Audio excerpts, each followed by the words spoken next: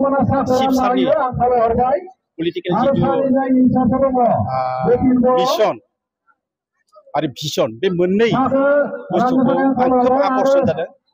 बर'नि दाराय सालायजानाय इउपिपिएल सरकारनि माखासे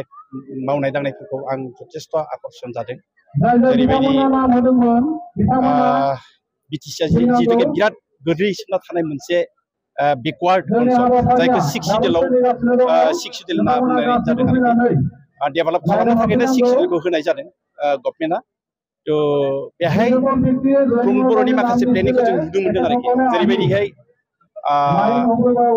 थांनाय 2020 नि 27 जानुवारियाव एयारपर्ट जालांदों जाय एयारपर्टखौ बड' पिसफुल एयारपर्ट होननानै बुंनाय जादों आरोखि बे एयारपर्टनि उनाव नुनो मोनदों गासै बिटिसि ओनसोलावनो जथेस्थ' सान्थि फैदों आरो जेराव सान्थि थायो बेहाय डेभेलपमेन्टनि खामानिखौ मावनो हायो आरोखि तो नुबाय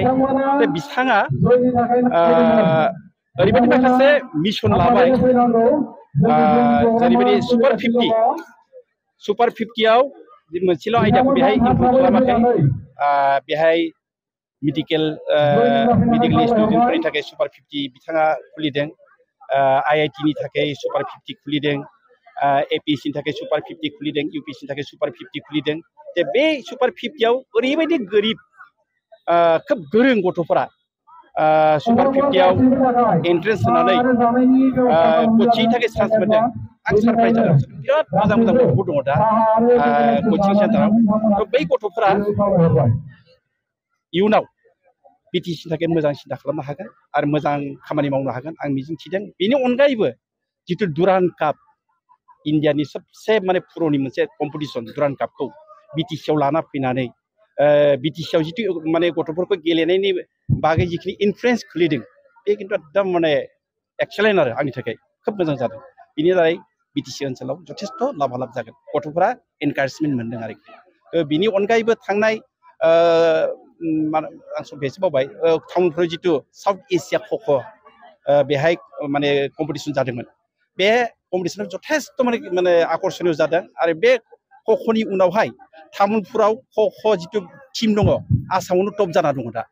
तामुलपुरनि खख' टीम होनना बुङोब्ला आसामावनो टप टीम होननानै बुंनाय जायो आरोखि बिनि उनावबो प्रमद बर'नि जितु मावनाय जेरैबायदि बुंब्लाबो बुंस' हाया प्रमद बर' बायदि सासे मानसि बा लिडार मोनामोनब्ला